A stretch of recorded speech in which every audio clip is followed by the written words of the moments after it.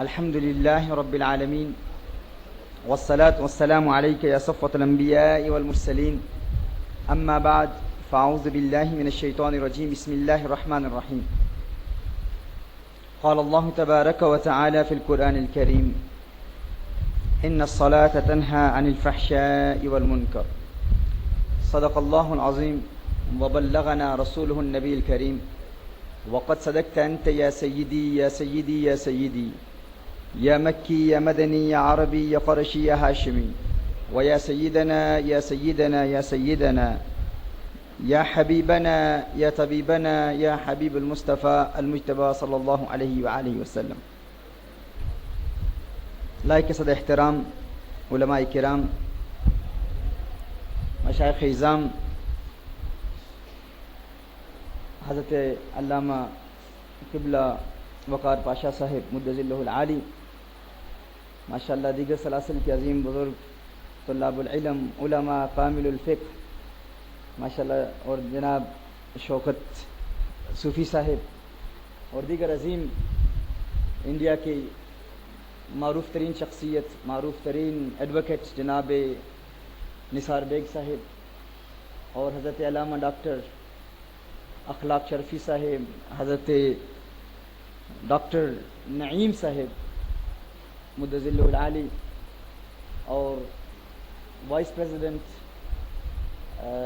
آل India رحمت عالم committee اور president آل India رحمت عالم کمیٹی جناب شاہد اقبال صاحب، اور تمام احباب، میرے بھائیوں، دوستوں، بزرگوں، اور کثیر تعداد میں موجود میری بہنیں، اور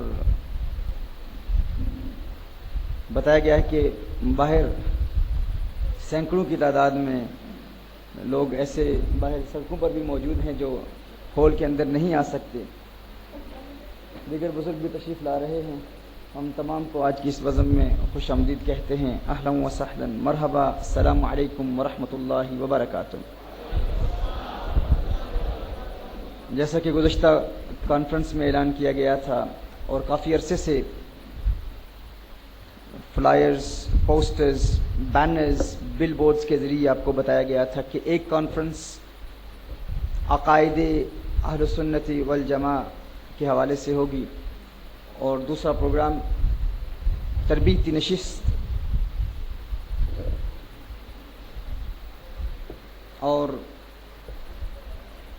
صوفیاء کی تعلیمات کے موضوع پر ہوگی.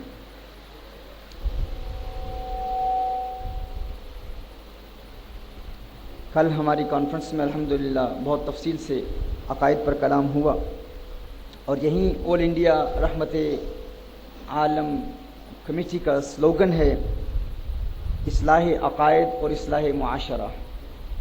تو ایک مکمل کانفرنس عقائد کے حوالے سے منعقد ہوئی، اور آج انشاءاللہ تعالی چند اصلاحی باتیں آپ کے گوش گزار کرنے کی سعادت حاصل کروں گا. آپ کافی دیر سے انتظار کر رہے ہیں، کافی دیر سے ٹیلی فون کالز آ رہی ہیں، کچھ لوگ اعتراض بھی کر رہے ہیں، کچھ آل انڈیا رحمت عالم کمیٹی کے حوالے سے بھی کہہ رہے ہیں کہ بہت دیر ہو گئی. تو اس میں ان کی کوئی خطا نہیں ہے. جو احباب ہمارے ساتھ سفر کر رہے ہیں وہ جانتے ہیں کہ آپ لوگ تو رات کانفرنس میں آئے، حاضری کے بعد واپس چلے گئے، کچھ آرام بھی آپ نے کیا ہوگا، ریسٹ بھی کی ہوگی، نیند بھی کی ہوگی، لیکن ہمارا مسلسل سفر جاری ہے، مسلسل سفر جاری ہے کا نہیں. جب سے میں انڈیا آیا ہوں، دلی پہلا پروگرام، پھر جے پور سے اجمیر شریف، وہاں بھی مسلسل مصروفیت، اجمیر شریف سے پھر بنگلور، وہاں بھی مصروفیت رہی، اور اسی طرح کی مصروفیت جو یہاں سلسلہ جاری ہے. پھر بنگلور سے یہاں آئے تو ہم نے سوچا تھا کہ یہاں تھوڑا سا آرام مل جائے گا، لیکن ماشاءاللہ یہاں پر شاہد صاحب نے اس قدر اہتمام کیا ہوا ہے کہ میں جس ہوٹل میں ریسٹ کر رہا ہوں، وہاں جب میں آیا تھا تو میں نے کہا تھا تھوڑی دیر کے لیے وہاں بالکنی میں بیٹھوں گا اور ذرا حیدرآباد کو دیکھوں گا، اور جو کچھ ہم نے حیدرآباد کے حوالے سے تاریخ کی کتابوں میں ایک مدت سے ہم پڑھ رہے ہیں اس سے بھی محظوظ ہوں گے، لیکن ابھی بھی اسی بالکنی کے قریب سے گزر کر میں حبیب جامی صاحب کو بتا رہا تھا کہ میرا نہیں خیال کہ کچھ وقت آرام کا یہاں بھی ملے گا. تو ابھی اسی طرح مسلسل سفر جاری ہے. یہاں سے واپسی ہوگی، یہاں کے پروگرام کے فوراً بعد ایک اور پروگرام بھی ہے، اس کے فوراً بعد پھر ہماری فلائٹ ہے دلی کی، اور پھر دلی کے بعد پھر آگے علی گڑھ یونیورسٹی میں پروگرام ہے، پھر اسی طرح بریلی شریف، پھر کچوچا شریف، پھر آگے یہ سارا سفر اسی طرح جاری رہے گا. پھر آگرہ میں، پھر اس کے بعد پھر انٹرنیشنل غریب نواز کانفرنس، یہ بہت بڑا پروگرام ہو رہا ہے. پھر واپس خواجہ نظام الدین اولیاء محبوب الہی رحمۃ اللہ تعالی علیہ کی بارگاہ میں کانفرنس، اور یہ پھر اس کے بعد ممبئی میں پھر پروگرام ہے، پھر واپس بنگلور میں، اور یہ سارا سلسلہ پورا مہینہ اسی طرح جاری ہے. تو ہم بھی انسان ہیں، آپ جانتے ہیں انسان تھک جاتا ہے، تھکاوٹ بھی محسوس کرتا ہے. تو مسلسل یہ سفر جاری ہے، اس میں ان لوگوں کی کوئی خطا نہیں. یہ ماشاءاللہ محنت کر رہے ہیں، کوشش کر رہے ہیں. جب تک میں کمرے سے باہر نہیں نکلتا یہ بار بار ٹیلی فون کالز بھی جاری ہیں، دروازے پر دستک بھی دے رہے ہیں کہ جلدی نکلیں، لوگ منتظر ہیں. اور اس کے علاوہ میں پورے انڈیا سے، انڈیا کی مختلف ہندوستان کی اسٹیٹ سے تشریف لانے والے تحریک کنز الہدیٰ کے کارکنان کے حوالے سے بھی مجھے کچھ خبریں مل رہی ہیں کہ وہ کہہ رہے ہیں کہ رحمت عالم کمیٹی والے ملنے نہیں دے رہے، یہ رکاوٹ اور ہرڈلز کھڑی کر رہے ہیں. ایسا کچھ بھی نہیں ہے، یہ ہماری طرف سے ہے. ہم نے کہا ہوا ہے کہ وہ جو لسٹیں بھیجی جا رہی ہیں، نام بھیجے جا رہے ہیں کہ اتنی بہنیں ہیں، اتنی تعداد میں بھائی ہیں جو سلسلے میں بیعت ہونے کی کوشش کر رہے ہیں، اور ان سے بھی ملاقات کی اجازت نہیں دی جا رہی، اور یہ جو یہاں کے محتممین ہیں یہ ان کی خطا ہے، ان کی غلطی ہے، وہ رکاوٹ کھڑی کر رہے ہیں. اس میں ان کی جانب سے کچھ بھی نہیں ہے. میں یہ تنقیح کرنا چاہتا ہوں، وضاحت کرنا چاہتا ہوں. یہی مسئلہ بنگلور میں بھی ہوا تھا، یہی ایشو بنگلور میں بھی ہوا تھا. وہاں بھی میں نے واضح کر دیا تھا کہ اگر سب سے ملاقات، آپ دیکھ رہے ہیں کل اتنی بڑی کانفرنس کے بعد 2 گھنٹے مسلسل میں وہاں بیٹھا رہا. ہزاروں کا مجمع تھا، جو مجمع آپ سامنے دیکھ رہے تھے. شدید بارش کے باوجود ہزاروں کی تعداد میں پورا پنڈال بھرا ہوا تھا. اور بعد میں جو تفصیل ہم نے دیکھی، بتایا گیا کہ جتنی تعداد اس میدان میں تھی اس سے زیادہ لوگ گلیوں اور بازاروں میں تھے جو LED اسکرینز پر پروگرامز دیکھ رہے تھے. اور آپ لوگ مسافہ کر کے چلے گئے، لیکن میں 2 گھنٹے وہاں پر بیٹھا رہا. ہر بندے سے، جتنے بھی افراد وہاں موجود تھے، ان سے ملاقات کی کوشش کی، اور میری حتی الاستطاعت کوشش تھی. بنگلور میں کہا گیا تھا کہ ملاقات نہیں کی، تو میں نے کہا جو باہر کی اسٹیٹ سے بھی آئے ہیں تاکہ ان کا کوئی گلہ نہ رہے، کوئی شکوہ نہ رہے. تو ہر صاحب سے، ہر بھائی سے ہم نے الحمدللہ ملاقات کی ہے. ہماری پوری کوشش ہے، لیکن کچھ چیزیں ہمارے کنٹرول میں نہیں ہیں. تو میں معذرت کا خواستگار ہوں، معذرت چاہتا ہوں اگر کسی کی دل شکنی ہوئی ہو. اس وقت بھی ہم اگر تاخیر سے آئے ہیں تو مسلسل پروگرامز کی وجہ سے تاخیر ہوئی ہے، اور انشاءاللہ تعالی ابھی اس مختصر رفاقت کے بعد، مختصر پروگرام کے بعد آگے پھر ہمیں روانہ ہونا ہے، تو پھر سب سے ملاقات یہاں ممکن نہیں ہوگی. قرآن کریم کی جس آیہ مبارکہ کو تلاوت کرنے کا شرف حاصل کیا ہے، اس میں خلاق کائنات ارشاد فرماتا ہے ان الصلاۃ تنہی عن الفحشاء والمنکر. Indeed, the prayer prevents you from fahsha and munkar. Anything that displeases Allah Jalla wa Ala, ہر وہ چیز جو اللہ عز و جل، اللہ اور اس کے رسول صلی اللہ علیہ وآلہ وسلم کی ناراضگی کا سبب بنتی ہے، ہر وہ چیز جو گناہ ہے، منکر ہے، فحشا ہے، برے اعمال ہیں، نماز ان تمام برائیوں سے بچاتی ہے. نماز ان تمام برائیوں سے بچاتی ہے. اب سوال یہ پیدا ہوتا ہے کہ ہمارے احباب کہتے ہیں ہم ایک مدت سے نماز پڑھ رہے ہیں. بے شمار ایسے لوگ ہیں جو ایک عرصے سے نمازیں ادا کر رہے ہیں، وہ کہتے ہیں ہماری نماز ہمیں کیوں نہیں بچاتی، ہم بھی تو نماز پڑھ رہے ہیں. ہم بے شمار ایسے لوگوں کو جانتے ہیں، ایسے بزرگوں کو جانتے ہیں جو نماز ادا کرتے ہیں لیکن پھر بھی گناہ کر رہے ہیں.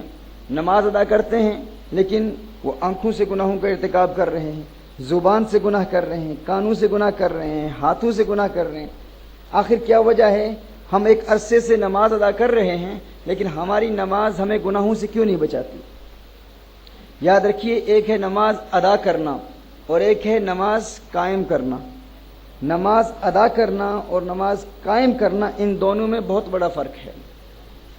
اللہ جل وعلا نے قرآن کریم میں جب بھی مؤمنین کا ذکر فرمایا نماز کے حوالے سے تو فرمایا وہ نماز قائم کرتے ہیں، یقیمون الصلاۃ، مقیم الصلاۃ۔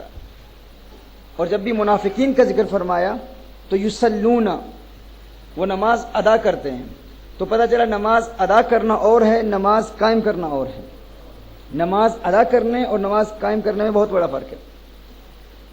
اب نماز قائم کرنا کیا ہے؟ یاد رکھیے، وہ نماز جو آپ کو ہمیشہ ہمیشہ کے لیے گناہوں سے پاک کر دیتی ہے، آپ کے دل کی دنیا آباد کر دیتی ہے۔ آپ ایسی نماز ادا کریں گے تو آپ کے دل میں گناہوں سے نفرت پیدا ہو جائے گی۔ پھر کسی کو یہ بتانے کی ضرورت نہیں ہوگی کہ اگر آپ نے نماز قضا کر دی تو 2,88,00,000 برس جہنم کی آگ میں جلنا ہوگا۔ کیوں؟ کیونکہ اگر آپ ایسی نماز ادا کرنے کی عادت بنا لیں گے تو آپ کو نماز سے پیار ہو جائے گا۔ آج جو پریکٹیکل میتھڈ آپ کو میں ابھی بتاؤں گا آج کی اس محفل میں، وہ ایسا میتھڈ ہے نماز میں کنسنٹریشن حاصل کرنے کا، نماز میں خشوع و خضوع حاصل کرنے کا، ایسا پریکٹیکل میتھڈ ہے۔ اگر آپ اس پر عمل کر لیں گے تو آپ الارم کلاک سے بھی مستغنی ہو جائیں گے۔ فجر کے وقت یہ گلہ نہیں ہوگا کہ میرے پاس الارم کلاک نہیں ہے، یا الارم کلاک کا الارم بج رہا تھا لیکن مجھے الارم کلاک نے نیند سے بیدار نہیں کیا۔ نہیں، الارم کلاک کی ضرورت ہی نہیں ہوگی۔ ایک لاشعوری قوت خود آ کر آپ کو نماز کے لیے جگا دے گی۔ آپ کو نماز کی بھوک لگے گی، نماز کی پیاس لگے گی۔ جس طرح بغیر کھانا کھائے ہمیں نیند نہیں آتی،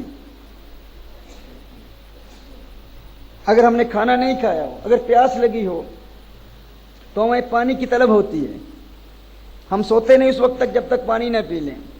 اسی طرح اگر آپ ان چند نکات پر عمل کر لیں گے تو آپ کو ہر روز نماز کی بھوک لگے گی، درد محسوس ہوگا، نماز کے بغیر گزارا نہیں ہوگا۔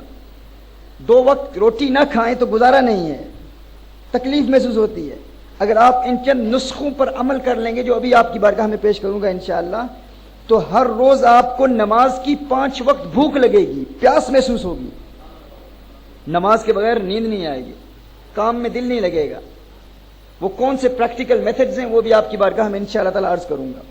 اور اس پر آج پوری دنیا میں تحریک کنز الہدیٰ کے منہج پر عمل کرنے والے ہزاروں نوجوان، ہزاروں بزرگ پوری دنیا میں اس پر عمل کر رہے ہیں اور اس کے ثمرات دیکھ رہے ہیں کہ الحمدللہ انہیں نماز سے پیار ہو چکا ہے، نماز سے محبت ہو چکی ہے، اور ایسا پیار کہ نماز قضا نہیں ہوتی۔ نماز قائم کرنا کیا ہے؟ یاد رکھیے، ہر عبادت کی ایک فزیکل فارم ہے اور ایک اسپرچل فارم ہے۔ Every act of worship divides into 2 types: the physical form and the spiritual form, the body of the prayer and the ruh of the prayer. ہر عبادت کا ایک جسم ہے اور ایک روح ہے۔ اسی طرح نماز کا بھی ایک جسم ہے اور نماز کی بھی ایک روح ہے۔ نماز کا جسم کیا ہے؟ نماز کا جسم یہ ہے کہ آپ سب سے پہلے تجوید کے احکام کسی ماہر قاری سے سیکھیں اور تجوید کے احکام کے مطابق نماز ادا کریں، تو نماز کے جسم کی یہ پہلی جز ہے، تجوید کا سیکھنا۔ دوسرا، رسالت مآب صلی اللہ علیہ وآلہ وسلم کی سنت کے مطابق فقہی مسائل سیکھ کر نماز ادا کرنا۔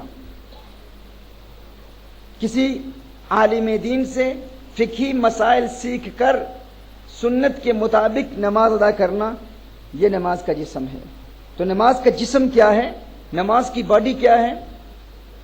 تجوید کے احکام کے مطابق نماز میں جو قراءت ہے، جو ریسائٹیشن ہے، وہ تجوید کے احکام کے مطابق ہو، یہ نماز کا جسم ہے، یہ ایک حصہ ہے۔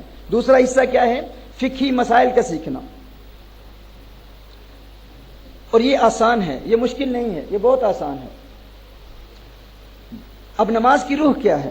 نماز کی روح یہ ہے کہ ابتدائی نماز سے لے کر، نماز کے آغاز سے لے کر نماز کے آخر تک اپنے دل کو دنیا کے خیالات سے پاک رکھنا، یہ نماز کی روح ہے۔ جب آپ نماز ادا کر رہے ہوں تو اب دنیا کے متعلق نہ سوچیں، اپنے دل کو دنیا کے خیالات سے پاک رکھنا، یہ نماز کی روح ہے۔ تو نماز کا ایک جسم ہے اور ایک نماز کی روح ہے۔ ان دونوں کی کمبینیشن کے ساتھ، ان دونوں کے مجموعے کے ساتھ جب آپ نماز ادا کریں گے تو یہ نماز آپ کی باڈی گارڈ بن جائے گی، آپ کی محافظ بن جائے گی، شیطانی حملوں سے بھی حفاظت کرے گی۔ آپ توبہ کریں گے تو توبہ پر استقامت حاصل ہو جائے گی۔ نہ صرف شیطانی حملے، آپ کے دشمنوں کے حملوں کا بھی مقابلہ نماز کرے گی۔ آپ ایسی نماز ادا کریں گے تو آپ کو کسی تعویذ کی بھی ضرورت نہیں ہوگی، یہ نماز خود آپ کا تعویذ بن جائے گی۔ یہ نماز خود ایک ایسا ورد اور ایک ایسا وظیفہ بن جائے گی کہ آپ کی فزیکل اینیمیز سے بھی یہ نماز مقابلہ کرے گی۔ شرط یہ ہے کہ نماز کو اس کے جسم اور اس کی روح کے مجموعے کے ساتھ ادا کرنا۔ جسم کیا ہے؟ شریعت مطہرہ کے احکام کے مطابق نماز ادا کرنا، تجوید اور فقہ۔ روح کیا ہے؟ مکمل یکسوئی کے ساتھ نماز ادا کرنا، مکمل خشوع و خضوع کے ساتھ نماز ادا کرنا۔ جب آپ ایسی نماز ادا کریں گے تو یہ نماز آپ کی محافظ بن جائے گی۔ اب کچھ لوگ کہتے ہیں، لوگوں کے ذہن میں یہ خیال پیدا ہوتا ہے، بھائی فلاں صاحب ایک مدت سے نماز ادا کر رہے ہیں، ان کی نماز انہیں گناہوں سے کیوں نہیں بچاتی؟ کچھ لوگ کہتے ہیں کہ ہمارے بزرگ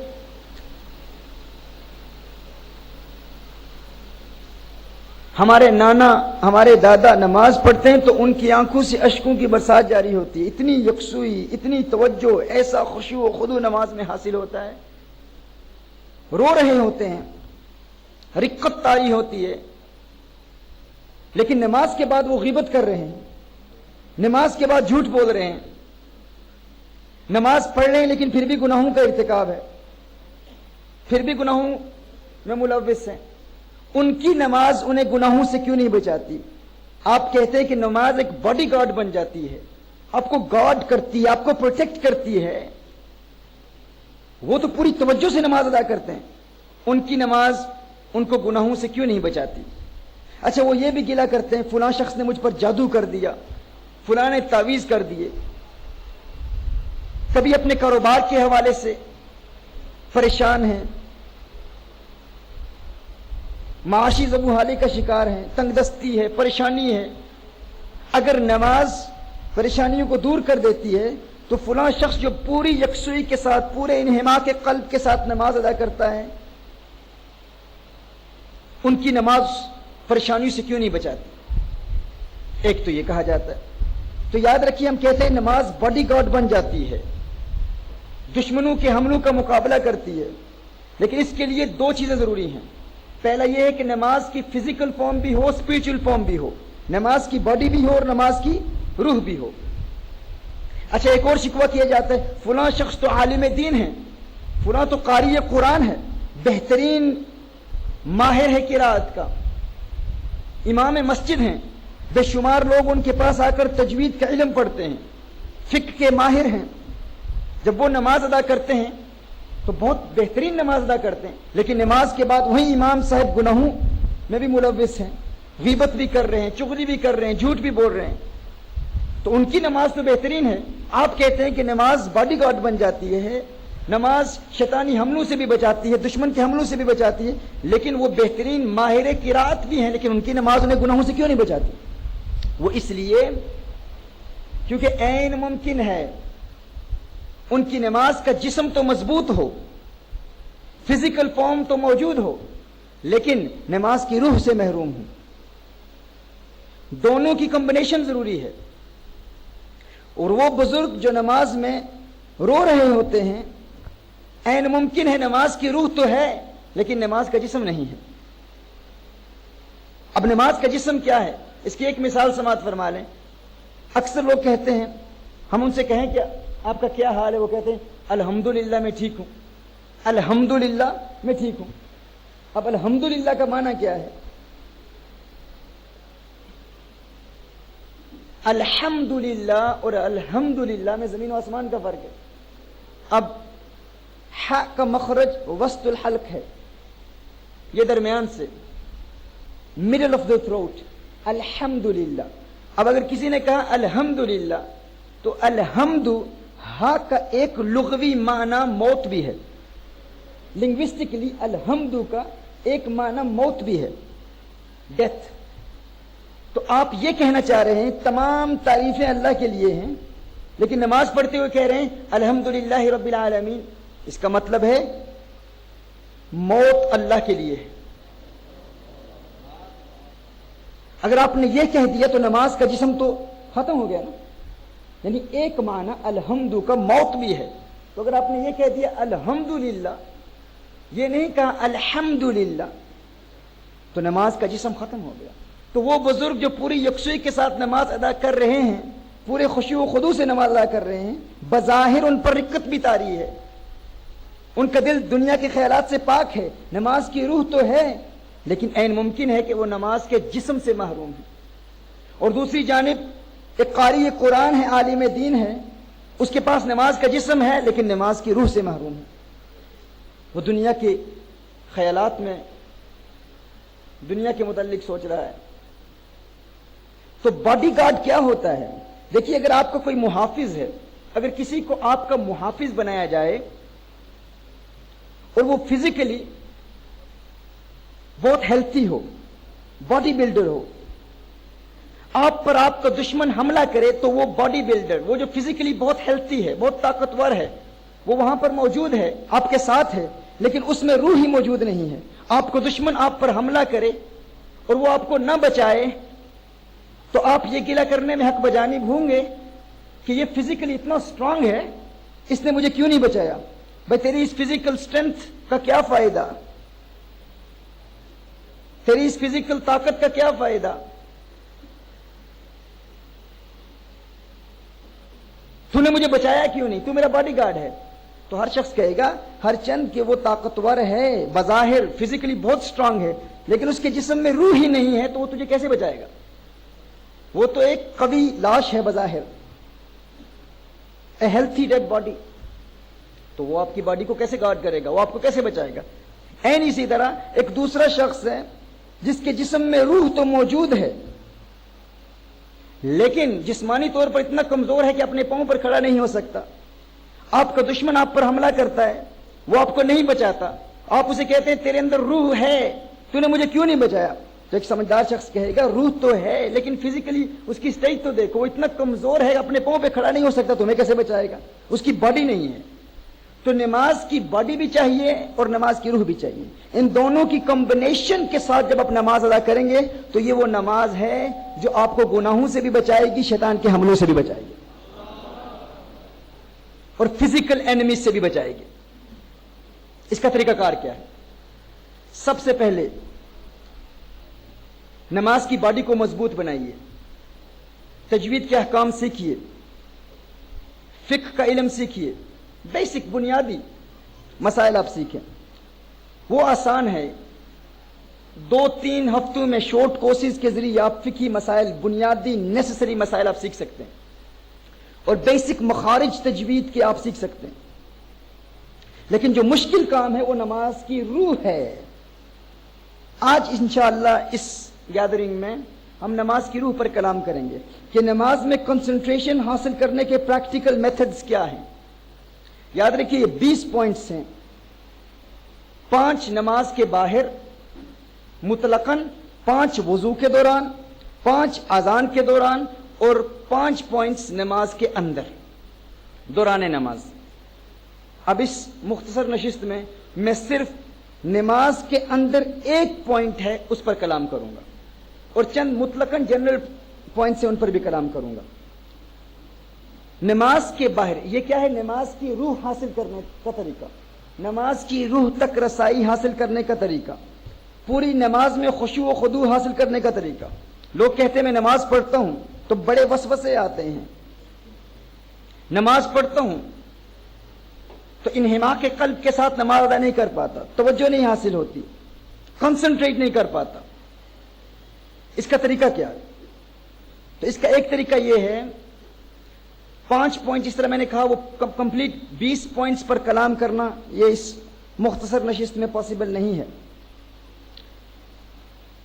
5 پوائنٹس ایکسٹرنلی ہیں جنرل پوائنٹس، 5 وضو کے دوران، 5 اذان کے دوران اور 5 دوران نماز۔ جنرلی ایک پوائنٹ، جب آپ نماز نہیں ادا کر رہے خارج از نماز، ایک پوائنٹ یہ یاد رکھیں کہ جسے وضو کے دوران مکمل کنسنٹریشن حاصل ہو جائے اسے آٹومیٹکلی نماز کے دوران کنسنٹریشن حاصل ہو جاتی ہے۔ ہمارے ہاں یہ تصور ہے کہ وضو کو ہم فقط نماز کے لیے ایک مفتاح، ایک کی اور چابی سمجھتے ہیں، فوراً وضو ادا کرتے ہیں کہ اصل منتہا و نظر، حقیقی مقصود، حقیقی موٹیو نماز ہے، اس میں کوئی شک نہیں، حقیقی عبادت، حقیقی مقصد نماز ہے۔ لیکن حضرت شیخ شہاب الدین سہروردی رحمۃ اللہ تعالی علیہ ارشاد فرماتے ہیں کہ جو وضو میں کنسنٹریٹ کرنے کی کوشش کرے اسے نماز میں آٹومیٹکلی کنسنٹریشن مل جاتی ہے۔ اب وضو میں کنسنٹریشن حاصل کرنے کا پریکٹیکل میتھڈ کیا ہے؟ جب آپ اپنے ہاتھوں کو دھو رہے ہوں، when you wash your hands, imagine that your hands are being washed, your hands are being purified from all the sins that you have committed with your hands. When you rinse your mouth, imagine that your tongue is being purified. All the sins that you've committed with your tongue are being purified. Allah Jalla wa Ala is forgiving all the sins. And also, when you rinse your mouth, you make your niyyah, you make an intention, oh Allah, from this day forth, I will not sin with my tongue. Meaning I will not tell lies, I will not backbite, I will not humiliate people, I will not look down upon people, I will not speak against people, I will not use abusive language. So when you rinse your mouth during wudu, make توبہ کرنی ہے، repentance کرنی ہے کہ اللہ میں اپنی زبان کو گناہوں سے پاک رکھوں گا، توبہ بھی کرنی ہے، اور یہ امیجن کرنا ہے کہ جب میں کلی کر رہا ہوں تو میری زبان کے گناہ اللہ معاف فرما رہا ہے، اور وضو کے اس پانی کے ساتھ میری زبان کے گناہ میری زبان سے نکل رہے ہیں۔ امام اعظم ابو حنیفہ رحمۃ اللہ تعالی علیہ کی وہ کرامت، اس پر میں نے بہت تفصیلی میٹا فزکس آف صلاح پر تفصیلی لیکچرز میں ڈیلیور کر چکا ہوں، لیکن اب وقت نہیں ہے تفصیلی کرامات پر کلام کرنے کا۔ آج صرف اور صرف میں نے جس طرح پہلے کہا ہے، جس طرح مجھے بتایا گیا ہے کہ تربیتی پیغام ہوگا، آخر میں چند باتیں عشق و محبت کی بھی کروں گا انشاءاللہ۔ سو جب آپ when you wash your face, then you imagine that your eyes are being purified. So you make an intention, oh Allah, I will not sin with my eyes. From this day forth, I make tawbah. From all the sins that I have committed with my eyes, Ya Allah, I make tawbah. And also, you imagine that all the sins of the eyes are being purified. Your eyes are being purified from all the sins that they committed. What are the sins of the eyes? Looking at haram. Looking at someone who is a ghair mahram. Everything which is impermissible to look at, you make tawbah. You say, oh Allah. And every time you make wudu, you make an intention that, Ya Allah, I will not sin with my eyes. And you also imagine, you envisage this, that your eyes are being purified from the sins of the eyes. آنکھوں کے گناہ اللہ معاف فرما رہا ہے، یہ imagine بھی کرنا ہے، تصور بھی کرنا ہے، اور آنکھوں کے گناہوں سے توبہ بھی کرنی ہے۔ اسی طرح جب when you clean your nose، جب ناک صاف کریں اس وقت کیا سوچنا ہے، کیا تصور کرنا ہے؟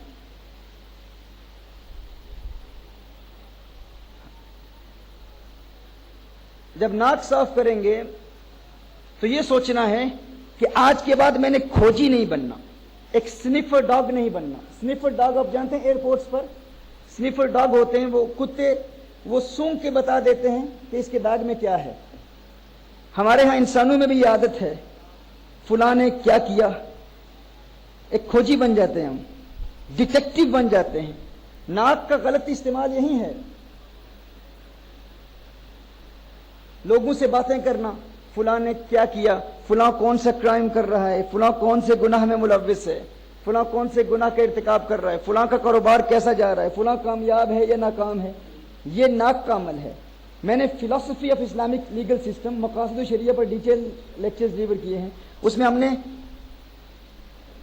طبی بینیفٹس بھی صلاۃ کے بیان کیے ہیں، وضو کے، اور اس کے علاوہ مقاصد، یعنی ہم نے اس پر تفصیل سے ہم یہ کلام کر رہے ہیں کہ اگر فجر کی نماز میں 2 فرض ہیں تو کیوں ہیں، 3 کیوں نہیں ہیں؟ ایک تو حضور کی سنت ہے، انبیاء کی سنت ہے، لیکن اس میں فلسفی کیا ہے، اس کا حقیقی مقصد کیا ہے. مقاصد الشریعہ کی روشنی میں اگر زکوٰۃ 2.5% فرض ہے تو 3% کیوں نہیں ہے؟ یہ ایک بہت بڑا سبجیکٹ ہے. چور کا ہاتھ کیوں کاٹا جاتا ہے؟ پھر اس کیوں کے بھی درجات ہیں، بے شمار درجات ہیں. یہ ایک بہت ہی بڑا ایک علمی سبجیکٹ ہے. اس پر تفصیلی کلام آپ ARYQ-TV کے لیکچرز پر آپ سنتے رہتے ہیں. علامہ وقار پاشا صاحب اس دن بھی بتا رہے تھے کہ عوامی خطاب تو ہوتے ہی ہیں، لیکن میرا سب سے پسندیدہ موضوع جو انہیں پسند آیا ہے ٹی وی پر جو دیکھتے ہیں، یہ فرما رہے تھے وہ اصول فقہ کے مقاصد پر جو لیکچرز تھے وہ ان کو بہت پسند آئے ہیں. ہمیں بھی حوصلہ افزائی ہوتی ہے جب حیدرآباد دکن کے مشہور و معروف، بلکہ ہندوستان کے مشہور و معروف اریٹر جب یوں ہمارے بزرگ ہماری حوصلہ افزائی فرماتے ہیں. اور یوں حوصلہ افزائی کرنے کے لیے بھی بڑا دل چاہیے. ہر بندہ یوں حوصلہ افزائی کرتا بھی نہیں ہے. لیگ پولنگ والے بھی بہت ہوتے ہیں. یہ ان کی محبت ہے الحمدللہ کہ ایسے اکابر علماء اور ایسے اکابر اریٹرز اور اسپیکرز ہماری ان کنونشنز میں موجود ہیں. تو میں کیا کہہ رہا تھا، تو جب ناک صاف کریں تو اس وقت یہ سوچنا ہے کہ آج کے بعد لوگوں کے متعلق کھوجی بن کے نہیں رہنا، کھوج لگانے کی کوشش کرنا فلاں کیا کر رہا ہے، فلاں کیا کر رہا ہے. نہیں.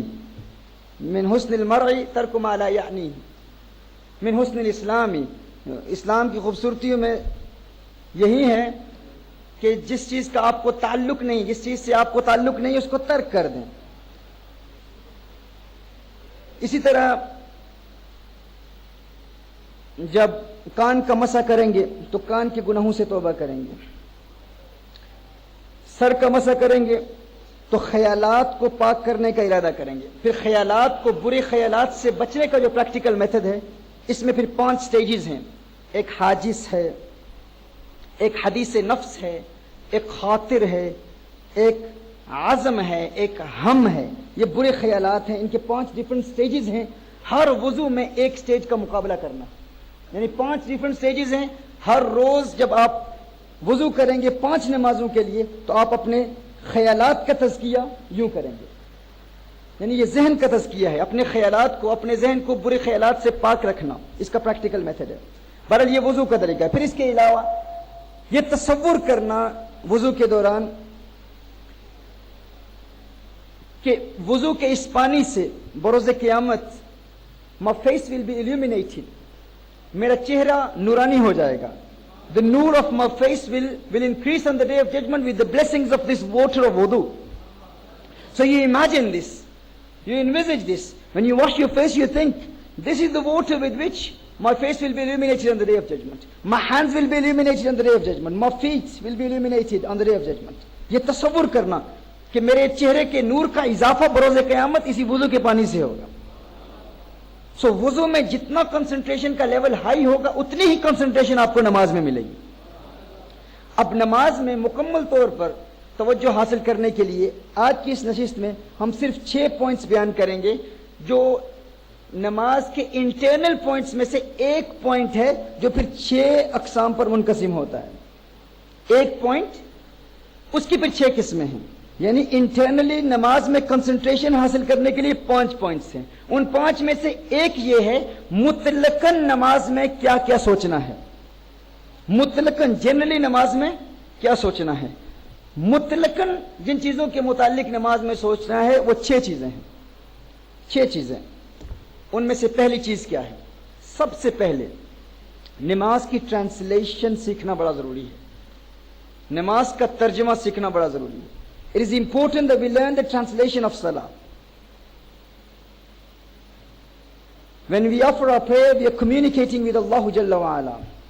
This is a secret communication between us and our Lord. Imagine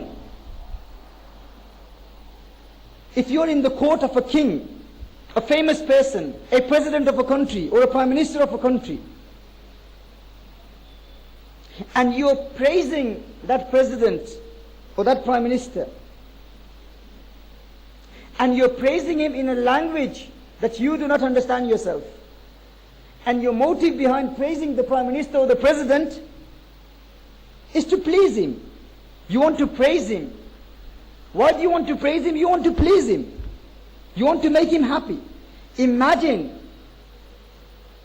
praising someone who is very famous in a language that you don't understand yourself. And imagine that the person that you are praising, the king or the prime minister, the president of a country, some celebrity, someone very famous, he himself is aware of this. He knows that you are praising him in a language that you don't understand yourself. You are praising him, but you don't even know what you are saying. Would you be able to please him? Would you please him? Tell me. Would you please someone in a language that you do not understand yourself? Would he be pleased with you? He won't be pleased with you. He will say, he's saying something about me and he doesn't even understand himself. آپ کسی بادشاہ کی تعریف کر رہے ہیں لیکن ایسی زبان میں کر رہے ہیں جو زبان آپ کو خود نہیں آتی, اور وہ بادشاہ بھی جانتا ہے یہ جو کہہ رہا ہے یہ خود بھی نہیں جانتا کیا کہہ رہا ہے, تو کیا وہ آپ کی اس تعریف سے خوش ہوگا؟ اب غور کریں, 40 سال 50 سال بیت گئے, ہم کہتے ہیں التحیات للہ والصلوات, لیکن پتہ نہیں ہے کیا کہہ رہے ہیں. ہم کہہ رہے ہیں اللہم انا نستعینک ونستغفرک, وہ خلاق کائنات, وہ پروردگار عالم, اس رب کی تعریف کر رہے ہیں لیکن پتہ نہیں ہے کیا رہے ہیں. تو کیا اللہ ہماری ایسی نماز سے خوش ہوگا؟ میں یہ نہیں کہتا نماز ہوتی نہیں ہے, ادا ہو جاتی ہے, قائم نہیں ہوتی.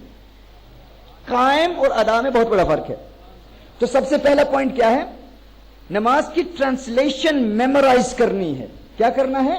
نماز کی ٹرانسلیشن یاد کرنی ہے. میں آج کی اس نشست میں آپ تمام بھائیوں اور بہنوں سے عرض کرتا ہوں, آج ارادہ کر لیں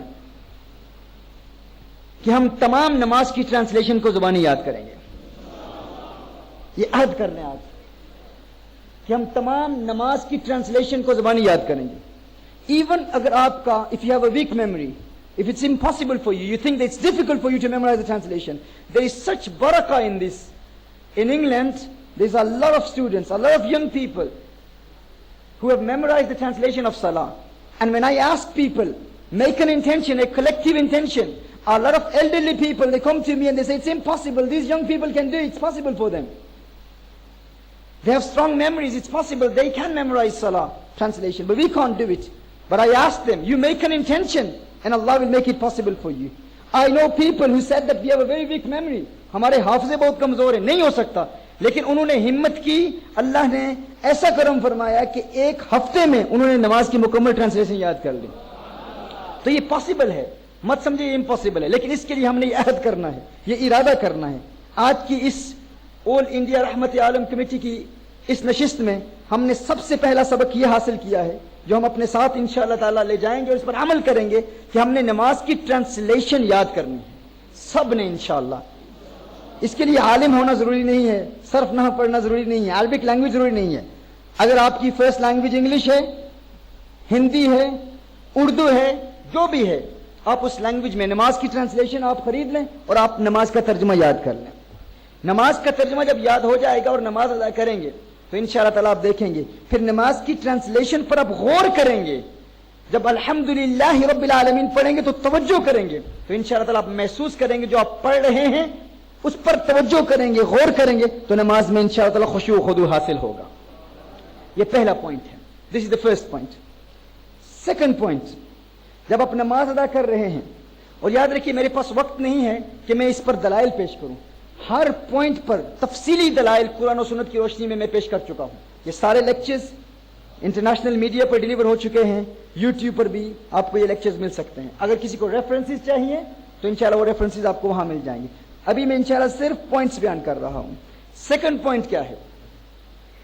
سیکنڈ پوائنٹ یہ ہے کہ جو ہی آپ نماز شروع کریں آپ یہ امیجن کریں, تصور کریں کہ آسمان سے اللہ کے فرشتے نازل ہو رہے ہیں اور آپ کے پاؤں سے لے کر آپ کے پاؤں کے گرد, آپ کے پورے جسم کے گرد فرشتے گردش کر رہے ہیں, گھوم رہے ہیں, اور آپ کے جسم سے لے کر from your feet all around your body to the heavens the angels of Allah Jalla wa Ala who are surrounding you.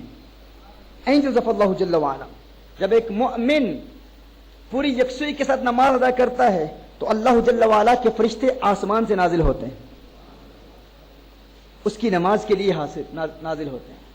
یہ نماز کی برکت ہے.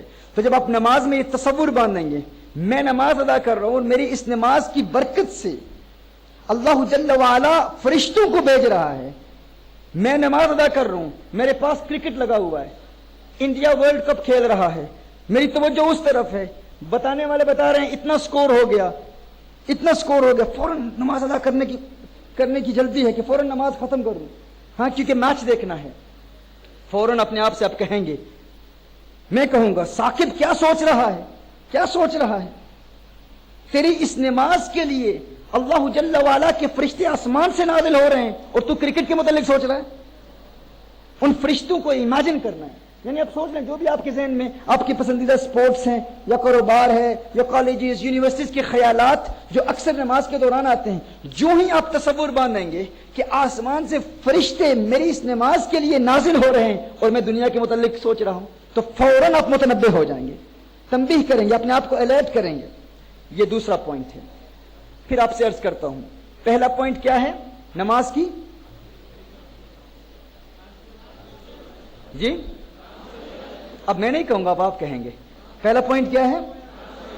نماز کی ٹرانسلیشن کا اردو میں ٹرانسلیشن کیا ہے؟ سو نماز کی ٹرانسلیشن, نماز کا ترجمہ. دوسرا پوائنٹ جی سب کہیں. تصور کس چیز کا؟ ہاں آسمان سے فرشتے نازل ہو رہے ہیں. تیسرا پوائنٹ یہ تصور کرنا ہے کہ آپ پل صراط پر کھڑے ہیں, اپنا جو مسلح ہے اس کو امیجن کرنا ہے کہ یہ پل صراط ہے. جیسے imagine that sharper than a sword, thinner than a hair. پل صراط پہ کھڑے ہیں, آپ کی دائیں جانب جنت ہے, بائیں جانب جہنم ہے, آگے اللہ کی معرفت کے دروازے کھل رہے ہیں, آپ کے سر کے اوپر ملک الموت ہیں. یہ اسپیکٹیکل امیجن کرنا ہے, یہ تصور کرنا ہے کہ اگر میرے خیالات, اگر میرا ذہن ذرا بھی پھسلا تو میں جہنم میں گر جاؤں گا. یہ امیجن کرنا, یہ تصور کرنا ہے. پل صراط کو تصور میں لانا ہے, پل صراط کا خیال ذہن میں لانا ہے کہ میں پل صراط پہ کھڑا ہوں, میری دائیں جانب جنت ہے, بائیں جانب جہنم ہے, آگے اللہ کی معرفت کے دروازے کھل رہے ہیں. ہمارے صوفیاء فرماتے ہیں کہ معرفت کے دروازوں کو امیجن کرنا ابتدا میں مشکل ہے, تو آپ کعبۃ اللہ کے دروازے کو امیجن کیجئے, کعبۃ اللہ کے دروازے کو تصور کیجئے کہ کعبۃ اللہ کا دروازہ سامنے ہے. پھر رفتہ رفتہ انشاءاللہ تعالی جب یہ تصور جم جائے گا, استقرار پکڑ لے گا, ایک وقت آئے گا کہ اللہ کی معرفت کے دروازے آپ کو نظر آنا شروع ہو جائیں گے. سو پہلا پوائنٹ کیا ہے؟ ٹرانسلیشن. سیکنڈ پوائنٹ تصور کرنا ہے کہ اینجلز آسمان سے فرشتے نازل ہو رہے ہیں اور میرے ارد گرد یوں گھوم رہے ہیں, میرے پورے جسم کے گرد آسمان تک فرشتے گھوم رہے ہیں. تیسرا پوائنٹ کیا تھا؟ پل صراط کا تصور کرنا ہے. چوتھا پوائنٹ کیا ہے؟ آپ جانتے ہیں شریعت مطہرہ میں حکم یہ ہے کہ نماز پڑھ رہے ہو تو یوں ادا کرو گویا کہ تم اللہ کو دیکھ رہے ہو. اگر یوں ادا نہیں کر سکتے تو یوں سوچو کہ اللہ تمہیں دیکھ رہا ہے. ہمارے بزرگ فرماتے ہیں کہ دیکھیے اللہ کو دیکھنا تو ممکن نہیں ہے, انسان اللہ کو دیکھ تو نہیں سکتا, لیکن یہ تصور کر سکتا ہے کہ انسان کے دل پر اللہ کا نام لکھا ہوا ہے. اللہ تو نظر نہیں آتا لیکن اللہ کا نام نظر آتا ہے. تو آپ امیجن کریں کہ اللہ لکھا ہوا ہے, اللہ, یا یہ تصور کریں کہ آپ کے دل پر اللہ لکھا ہے, یا یہ تصور کریں کہ آپ کے بالکل سامنے اللہ لکھا ہوا ہے اور اس پر فوکس کریں, اللہ کے نام پر فوکس کریں. اس پر آپ جتنی توجہ کریں گے آپ کو نماز میں کنسنٹریشن حاصل ہوگی. پھر عرض کرتا ہوں پہلا پوائنٹ کیا ہے؟ ٹرانسلیشن آف صلاح. دوسرا جی تصور آف دی اینجلز, فرشتوں کا تصور. تیسرا پل صراط. چوتھا پوائنٹ اللہ کا نام, اللہ کے نام پر غور کرنا. اچھا اس میں یہ 6 پوائنٹس ہیں, یہ اگر آپ کو زبانی یاد ہو گئے تو بہت سارے نوجوان بزرگ کہتے ہیں کہ ہم فقط ایک پوائنٹ پر غور کرتے ہیں. یعنی یہ 6 پوائنٹ اگر ذہن میں ہوں گے تو ایک پوائنٹ سے توجہ ہٹے گی, دوسرے پوائنٹ پر چلے جائیں. یعنی اگر آپ تھوڑی دیر کے لیے تصور کر رہے ہیں آسمان سے فرشتے نازل ہو رہے ہیں, توجہ ہٹ جاتی ہے تو فوراً پل صراط پر کے متعلق توجہ کریں. پل صراط سے توجہ ہٹ جاتی ہے تو فوراً تصور کریں کہ آپ اللہ کے نام کو دیکھ رہے ہیں، یعنی آپ کا ذہن ان 6 پوائنٹس میں گردش کر رہا ہوگا، اور ساتھ ساتھ ٹرانسلیشن بھی ذہن میں ہوگی، ترجمہ ساتھ ساتھ ذہن میں ہوگا۔ کتنے پوائنٹس بتائے گئے؟ 4 پوائنٹس۔ 5واں پوائنٹ کیا ہے؟ 5واں پوائنٹ یہ ہے کہ آپ نے بار بار، اچھا یہ ایکسٹرنل بھی ہے انٹرنل بھی ہے، یعنی جب آپ نماز سے باہر ہیں، نماز شروع کرنے سے پہلے بھی یہ پوائنٹ اس پر توجہ دینی ہے، اور جب نماز شروع ہو جائے تو دوران نماز بھی بار بار اپنے آپ کو یاد دلانا ہے۔ یہ 5واں پوائنٹ۔ لیکن چونکہ ہم ایکسٹرنل پوائنٹس پر آج کلام نہیں کر رہے، آج صرف انٹرنل پوائنٹس جو 5 ہیں ان میں سے ایک جو 6 اقسام پر منقسم ہوتا ہے اس ایک پر کلام کر رہے ہیں، مطلقاً نماز میں کیا سوچنا ہے۔ اور ان میں سے ایک یہ ہے کہ بار بار دوران نماز خود کو یاد دلانا ہے کہ یہ میری زندگی کی آخری نماز ہے، بار بار یاد دلانا ہے، this is the last prayer of my life, یہ میری زندگی کی آخری نماز ہے، بار بار خود کو یاد دلاتے رہیں، this is the last prayer of my life. اب سوچیں کہ اگر کسی کو اس بات کا یقین ہو جائے کہ یہ میری زندگی کی آخری نماز ہے، آپ نماز ادا کر رہے ہیں، یو پرسویڈڈ یور سیلف، آپ نے اپنے دل کو آمادہ کر لیا، تیار کر لیا کہ یہ میری زندگی کی حقیقتاً آخری نماز ہے۔ آپ نے نماز ظہر ادا کی، ظہر کے بعد کچھ تکلیف محسوس ہوئی، آپ ڈاکٹر کے پاس جاتے ہیں، ڈاکٹر کہتا ہے کہ آپ ایک ایسے مرض میں مبتلا ہیں کہ اب آپ فقط 3-4 گھنٹوں کے مہمان ہیں، 3-4 گھنٹوں کے بعد آپ کا انتقال ہو جائے گا۔ اب آپ توجہ کیجئے، 3-4 آپ کو یقین ہے کہ 3-4 گھنٹوں کے بعد آپ کی موت واقع ہو جائے گی۔ اب آپ نماز عصر ادا کر رہے ہیں، آپ کے ساتھ کچھ لوگ کھیل رہے ہیں، دنیا کی باتیں کر رہے ہیں، اپنے کاروبار کی باتیں کر رہے ہیں، کوئی فٹ بال دیکھ رہا ہے، کوئی کرکٹ دیکھ رہا ہے، انتہائی انٹرسٹنگ باتیں کر رہے ہیں، لیکن آپ کو پتا ہے this is your last opportunity to persuade Allah Jalla wa Ala, this is your last opportunity to make sajda, to prostrate before Allah Jalla wa Ala، یہ آپ کی زندگی کا آخری موقع ہے اپنے رب کو راضی کرنے کا۔ آپ کے کندھوں پر گناہوں کا انبار ہے، گناہوں کا بوجھ ہے، لاکھوں کروڑوں اربوں سنکھوں گناہ آپ کے کندھوں پر ہیں، اور آپ کو پتا ہے اب آج کی رات آپ کی قبر میں ہوگی۔ اب آپ کے ساتھ دنیا کے جو معاملات ہو رہے ہوں، کوئی کھیل رہا ہے، کوئی دنیا کی باتیں کر رہا ہے، آپ کی توجہ ذرا بھی ان کی جانب جائے گی تو آپ فوراً اپنے آپ کو الرٹ کریں گے، ثاقب کیا کر رہا ہے، میں اپنے آپ کو، میں جب بھی کلام کر رہا ہوں اپنے آپ سے کلام کر رہا ہوں۔ یہ جو جتنی بھی گفتگو ہے ہماری پوری کوشش ہوتی ہے کہ میں یہ نہ کہوں کہ میں آپ کو بتا رہا ہوں، میں در حقیقت اپنی اصلاح کی بھی کوشش کر رہا ہوں۔ تو میں اپنے آپ سے کیا کہوں گا؟ میں اپنے آپ سے یہی کہوں گا، ثاقب یہ تو دنیا میں رہیں گے، یہ تو یہاں رہیں گے، یہ تو کرکٹ بھی دیکھیں گے، فٹ بال بھی دیکھیں گے، اسپورٹس بھی کھیلیں گے، لیکن تیرا یہ آخری موقع ہے، this is your last opportunity to persuade Allah, to beg Allah جل وعلا to forgive all your sins, tonight you will be in your قبر، tonight you will be in your grave. آج آخری موقع ہے اپنے رب کو راضی کرنے کا، اور اس آخری موقع یہ اللہ نے تو یہ آخری موقع دیا ہے، اب اس دوران بھی تو دنیا کے متعلق سوچ رہا ہے، یہ لوگ تو یہاں رہیں گے، تو آج رات قبر میں ہوگا۔ آپ امیجن کریں، جس کو اس بات کا یقین ہو جائے کہ یہ اس کی زندگی کی آخری نماز ہے، اس کی کنسنٹریشن کا لیول کیا ہوگا، اس کی توجہ کا لیول کیا ہوگا۔ تو بار بار نماز میں ذرا بھی یہ خیال آئے، دنیا کے متعلق خیال آئے، تو فوراً اپنے آپ کو الرٹ کر لیں کہ یہ میری زندگی کی آخری نماز ہے، یہ میری زندگی کی آخری نماز ہے۔ تو یہ 5واں پوائنٹ ہے، تو اس سے آپ کو نماز میں توجہ اور یکسوئی حاصل ہوگی۔ پہلا پوائنٹ کیا تھا؟ نماز کی ٹرانسلیشن یاد کرنا، اور یہ آپ کب تک یاد کر لیں گے انشاءاللہ؟ 1 ہفتے میں، 1 ہفتے میں، یعنی اپنا ٹارگٹ سیٹ کر لیں آپ۔ آج کیا دن ہے جی؟ آج اتوار ہے نا، تو آئندہ سنڈے تک انشاءاللہ تعالی سب سے پہلے شاید صاحب میں آپ کو فون کر کے پوچھوں گا کہ آپ نے یاد کی ہے کہ نہیں۔ ہاں آپ یاد کریں گے تو انشاءاللہ تعالی جتنے کارکنان ہیں وہ سارے یاد کر لیں گے انشاءاللہ، سب یاد کریں گے نا انشاءاللہ۔ دوسرا پوائنٹ کیا تھا؟ تصور فرشتوں کا۔ تیسرا پوائنٹ کیا تھا جی؟ पुल सिरात, गुड माशाल्लाह। चौथा पॉइंट क्या है? माशाल्लाह। पांचवा पॉइंट क्या है? हाँ,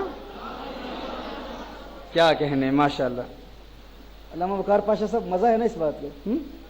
वो साकिब शामी साहब ने तकरीर की, मजा आ गया, बड़ी इश्क और मोहब्बत के ऐसे निकात, इल्मी निकात, क्या जोशीला अंदाज था, बहुत मजा आया। 2 घंटे के बाद पूछा कहा क्या था, कुछ याद नहीं है। हाँ, कुछ याद नहीं है। ये असल चीज है, ये असल चीज है। मजा आ रहा है ना? मुझे भी मजा आ रहा है, जो कह रहा हूं आप रिपीट कर रहे हैं और आप ज़बानी याद कर रहे हैं, माशाल्लाह। हाँ, उसका अपना है, वो जोश है, जज्बा है, उसकी भी जरूरत है, लेकिन होश की भी जरूरत है। हमें दोनों चाहिए। यही ऑल इंडिया रहमत आलम कमेटी का मोटिव और मकसद है, अकीदा भी दे और इस्लाही माशरा भी साथ हो। और ये जो निकात बयान कर रहा हूं, मैं जहां भी बयान करता हूं, अक्सर कहा जाता है कि कहीं भी हमने ये निकात नहीं सुने। मुद्दत से नमाजें अदा करें, लेकिन हमें नहीं पता था कि नमाज में तवज्जो यकसुई हासिल करने का ये प्रैक्टिकल मेथड है। तो आइए, सिर्फ बुजुर्ग उलमा सूफिया वो जानते हैं इनको। आखिरी पॉइंट क्या है? आखिरी पॉइंट ये है कि जब नमाज अदा कर रहे हूं तो ये सोचें कि ये वही नमाज है जो मेरे आका अदा किया करते थे।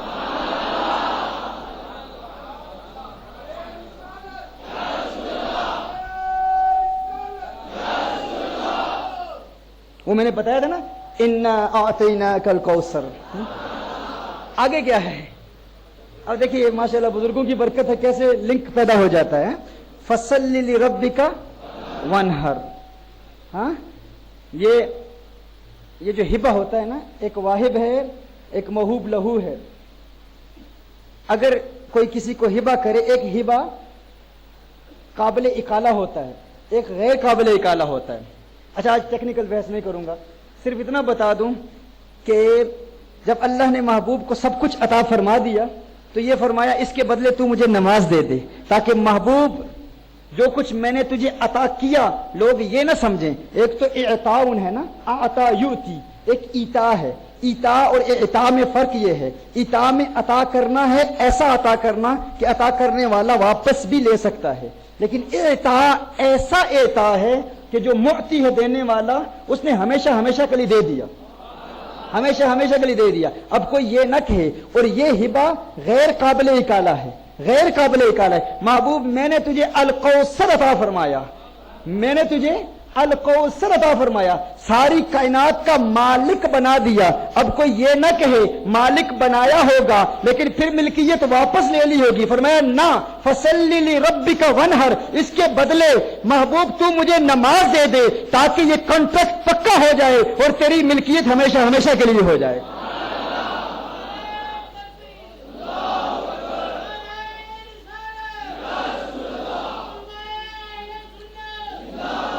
अच्छा, अल्लाह ने अपने महबूब को सब कुछ अता क्यों फरमाया? हाँ, क्यों अता फरमाया? ये तो मैंने आपको बता दिया ना कि अल्लाह ने क्या अता फरमाया। अल कौसर। अल कौसर क्या है? अल कौसर का माना क्या है? इमाम राजी रहमतुल्लाह ताला अलैह फरमाते हैं, ये कौसर, ये फौअल के वजन पर ये कसरत से मुबालगा है। फौअल, ये कसरत से मुबालगा है। और कौसर यानी एक होता है कलील, एक है कलील। कलील की जिद है कसीर। कलील किसे कहते हैं? जो थोड़ी क्वांटिटी में हो, कम मिकदार में, उसे क्या कहते हैं? कलील। और उसका अपोजिट क्या है? कसीर। कसीर के बाद फिर आता है अक्सर, अक्सर के बाद आता है कौसर, और कौसर के बाद फिर आता है अल कौसर। एक कलील है, कलील के बाद कसीर है, कसीर के बाद अक्सर है, अक्सर के बाद कौसर है, कौसर के बाद फिर क्या है? अल कौसर। अल्लाह ने अपने महबूब को कलील नहीं अता फरमाया, कसीर भी नहीं, अक्सर भी नहीं, कौसर भी नहीं, अल कौसर अता फरमाया। अल कौसर। अच्छा, ये सवाल पैदा होता है ना कि अल्लाह का अल कौसर क्या है? हम कहते हैं ना अल्लाह ने महबूब को इतना इल्म गैब अता फरमाया है, इतना नहीं अता फरमाया। उंगलियों पर शुमार करने की कोशिश करते हैं, उंगलियों पर शुमार करने की कोशिश करते हैं, इतना दिया होगा, इतना नहीं दिया होगा, फुला एतबार से नूर है, फुला एतबार से नूर नहीं है, फुला एतबार से फुला फुला इख्तियारात अता किए हैं, फुला फुला इख्तियारात अता नहीं किए, अपनी उंगलियों पर शुमार करने की कोशिश करते हैं। मैं कहता हूं अल्लाह ने अपने महबूब को अल कौसर अता फरमाया। क्या हम अल्लाह के अल कौसर को शुमार कर सकते हैं? کیا یہ ممکن ہے؟ اللہ کا الکوثر تو بہت زیادہ ہے، ہم اللہ کے قلیل کو شمار نہیں کر سکتے، اللہ کے قلیل کو شمار نہیں کر سکتے۔ اللہ کا قلیل کیا ہے؟ اللہ ارشاد فرماتے ہیں قل متاع الدنیا قلیل، قل متاع الدنیا قلیل، محبوب فرما دیجئے ساری دنیا میں جو کچھ بھی ہے اللہ کے نزدیک قلیل ہے۔ ساری دنیا میں جو کچھ ہے، تمام دنیا کا تمام مال متاع اللہ کے نزدیک کیا ہے؟ قلیل ہے، قلیل ہے۔ اچھا، ساری دنیا میں جو کچھ ہے کیا آپ شمار کر سکتے ہیں؟ ساری دنیا تو بہت بڑی ہے بھائی، آپ اپنے گھر کی چیزوں کو شمار نہیں کر سکتے، آپ اپنے کمرے کی چیزوں کو شمار نہیں کر سکتے۔ آپ کے گھر میں اناج کتنا ہے، گندم کتنا ہے، چاول کتنے ہیں، چینی کتنی ہے، نمک کتنا ہے، فروٹس کتنے ہیں، کیا شمار کر سکتے ہیں؟ ان کی مقدار شمار کر سکتے ہیں؟ گھر کے افراد اور ہر فرد آپ کے گھر میں، اور پھر اللہ کی مخلوقات، اللہ کی مخلوقات آپ جانتے ہیں کتنی ہیں؟ انسان کا دماغ، انسان کا ذہن، فقط انسان کے دماغ میں 70 کھرب اعصابی خلیے ہیں، 70 کھرب اعصابی خلیے ہیں، ان کو شمار کر سکتے ہیں؟ آپ گن سکتے ہیں؟ اللہ کی مخلوق تو بہت بڑی ہے، اللہ کی مخلوق کو انگلیوں پر شمار کرنا ناممکن ہے۔ گھر میں کتنی اشیاء ہیں، آپ اپنے گھر کی اشیاء کو شمار نہیں کر سکتے تو اپنے شہر کی اشیاء کو کیسے شمار کریں گے؟ آپ کے شہر میں کتنی چیزیں ہیں بھائی؟ شہر میں انسان کتنے ہیں، مرد کتنے ہیں، عورتیں کتنی ہیں، بچے کتنے ہیں، بوڑھے کتنے ہیں، جانور کتنے ہیں، حیوانات کتنے ہیں، نباتات، جمادات، شجرات کتنے ہیں، پھول کتنے ہیں، کلیاں کتنی ہیں، کانٹے کتنے ہیں، ریت کتنی ہے، ذرات کتنے ہیں، پانی کتنا ہے، پانی کے اندر جتنی اللہ کی مخلوقات ہیں، مچھلیاں کتنی ہیں، اور پھر زمین پر رینگنے والے کیڑے کتنے ہیں، کیا آپ شمار کر سکتے ہیں؟ نہیں کر سکتے۔ کیا آپ اپنی انگلیوں پر گن سکتے ہیں؟ نہیں گن سکتے۔ کیا یہ ممکن ہے؟ نہیں ممکن۔ شہر کی چیزیں نہیں گن سکتے تو پوری اسٹیٹ کی چیزیں کیسے گنیں گے؟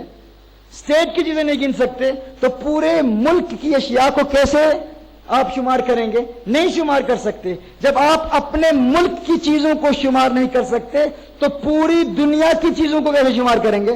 کیا ممکن ہے؟ نہیں۔ اور جب ہم نے پوری دنیا پر غور کیا تو پتہ چلا اللہ ارشاد فرما رہے ساری دنیا میں جو کچھ ہے کل متاع الدنیا قلیل، متاع الدنیا قلیل۔ محبوب فرما دیجئے اس ساری دنیا میں جو کچھ ہے اللہ کے نزدیک قلیل ہے، اللہ کے نزدیک قلیل ہے۔ اور کیا اللہ نے اپنے محبوب کو قلیل عطا فرمایا؟ اللہ نے اپنے محبوب کو قلیل عطا فرمایا؟ کیا ہم اللہ کے قلیل کو شمار کر سکتے ہیں جو یہ کہتا ہے ہم گن سکتے ہیں اتنا علم غیب دیا، اتنا نہیں دیا، اتنا اختیار دیا، اتنا نہیں دیا، حضور کو فلاں تصرفات عطا فرمائے، فلاں نہیں عطا فرمائے؟ میں کہتا ہوں اپنی انگلیوں پر شمار کرنے والے تو غور کر، تو اللہ کے قلیل کو شمار نہیں کر سکتا تو اللہ کے کثیر کو کیسے شمار کرے گا؟ اللہ کے قلیل کو شمار نہیں کر سکتا تو اللہ کے کثیر کو کیسے شمار کرے گا؟ جب تو اللہ کے کثیر کو شمار نہیں کر سکتا تو اللہ کے اکثر کو کیسے شمار کرے گا؟ جب اللہ کے اکثر کو شمار نہیں کر سکتا تو اللہ کے کوثر کو کیسے شمار کرے گا؟ جب اللہ کے کوثر کو شمار نہیں کر سکتا تو آمنہ کے لال کے الکوثر کو کیسے شمار کرے گا؟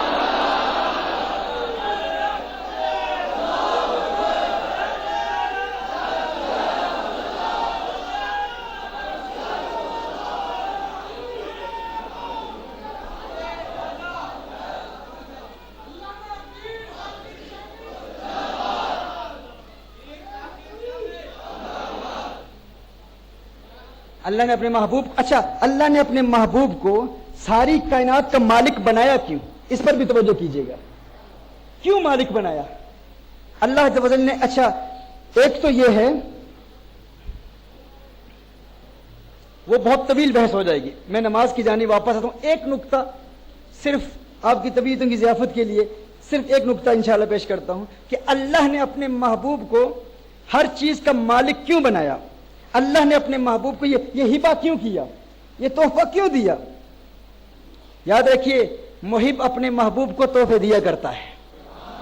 جب انسان کو کسی سے پیار ہو جائے نا، محبت ہو جائے تو محب اپنے محبوب کو تحفے دیا کرتا ہے۔ یہ محبت کا تقاضا ہے، یہ پیار کا تقاضا ہے۔ یہ آواز آپ کو کلیئر آ رہی ہے؟ جب میں آواز میری بلند ہوتی ہے تو کٹتی تو نہیں نا آواز؟ صحیح. اللہ نے اپنے محبوب کو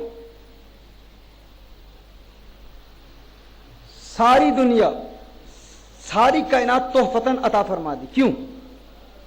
آپ جانتے ہیں کہ عام محاوروں میں دنیا میں اگر آپ کو کسی سے پیار ہو جائے نا، کسی سے محبت ہو جائے، تو محب اپنے محبوب کو اکثر کہا کرتا ہے،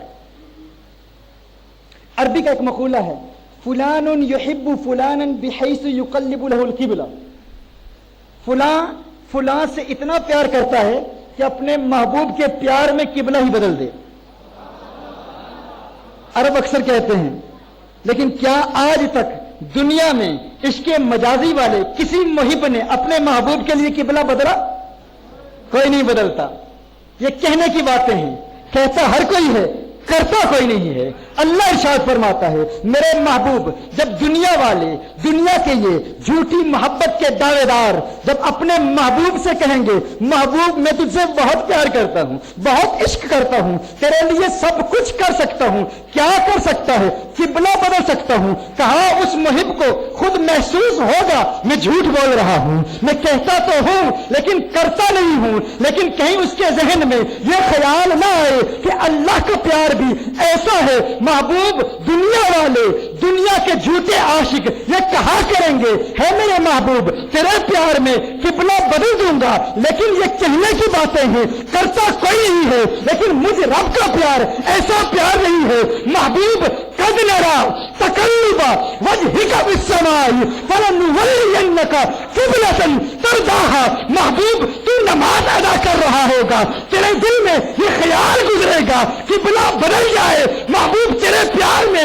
تیرا رب قبلہ ہی بدل دے گا.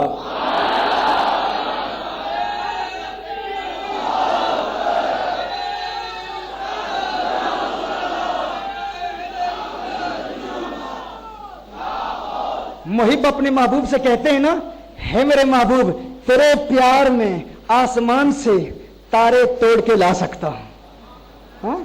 ہر شخص جانتا ہے محب جب یہ کہتا ہے نا جھوٹ بول رہا ہوتا ہے، خود اسے محسوس ہوتا ہے، اس کا دل گواہی دے رہا ہوتا ہے، ارے میں جھوٹ بول رہا ہوں. یہ کہنے کی باتیں ہیں، کرتا کوئی نہیں ہے، کہتا ہر کوئی ہے. اللہ فرماتا ہے، محبوب تو ایک مرتبہ انگلی اٹھا کے دیکھ، تیرے پیار میں اس چاند کے 2 ٹکڑے نہ کر دوں تو مجھے رب نہ کہنا.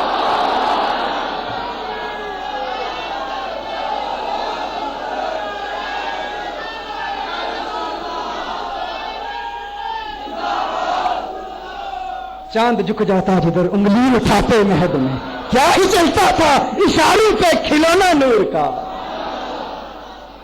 محب دنیا میں کہتے ہیں نا اپنے محبوب سے، تیرے لیے محبوب تیرے پیار میں تو چاہے تو ایک جہان آباد کر دوں. کیا کوئی جہان آباد کرتا ہے؟ ہاں؟ کہتا ہر کوئی ہے، کرتا کوئی نہیں ہے. اللہ ارشاد فرماتا ہے، محبوب لولا کا لما خلقت الدنیا. محبوب یہ ساری دنیا میں نے آباد کی ہی تیرے لیے ہے، یہ ساری کائنات بنائی ہی تیرے لیے ہے.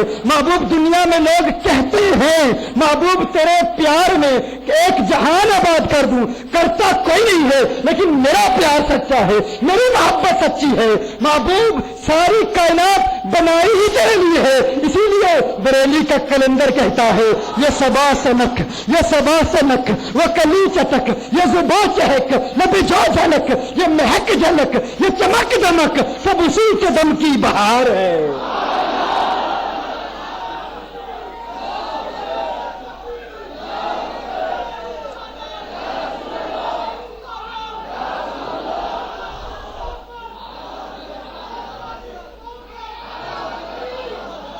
کہا یہ سب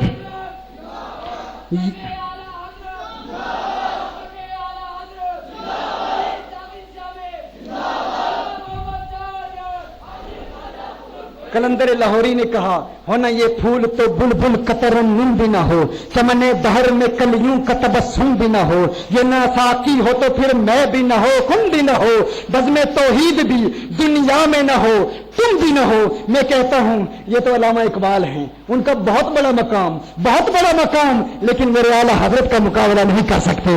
اعلیٰ حضرت فرماتے ہیں، یہ صبا سے نک، وہ کلی چٹک، یہ زباں چہک، لب جو جھلک، یہ مہک جھلک، یہ چمک دمک، سب اسی کے دم کی بہار ہے.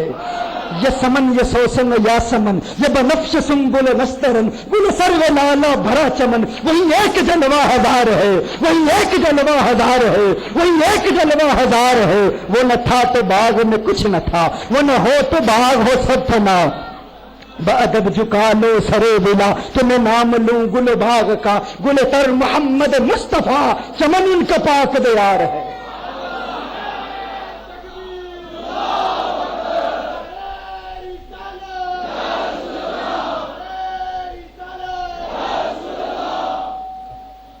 اور پھر زمین و زماں تمہارے لیے مکین و مکان تمہارے لیے چنین و چنا تمہارے لیے بنے دو جہاں تمہارے لیے دہن میں زباں تمہارے لیے بدن میں ہجاں تمہارے لیے ہم آئے یہاں تمہارے لیے اٹھیں بھی وہاں تمہارے لیے زنا میں چمن چمن میں سمن سمن میں پھبن پھبن میں دلہن سجائے مہن پھر ایسے منن یہ امن و اما تمہارے لیے.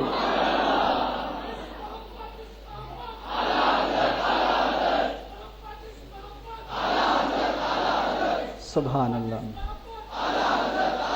اور پھر اعلیٰ حضرت رحمۃ اللہ تعالی علیہ اعلیٰ حضرت رحمۃ اللہ تعالی علیہ نے الخیر کلہ کا ترجمہ کیا کیا؟ فرماتے ہیں اصالت کل، امامت کل، سیادت کل، امارت کل، حکومت کل، ولایت کل خدا کے یہاں تمہارے لیے، خدا کے یہاں تمہارے لیے.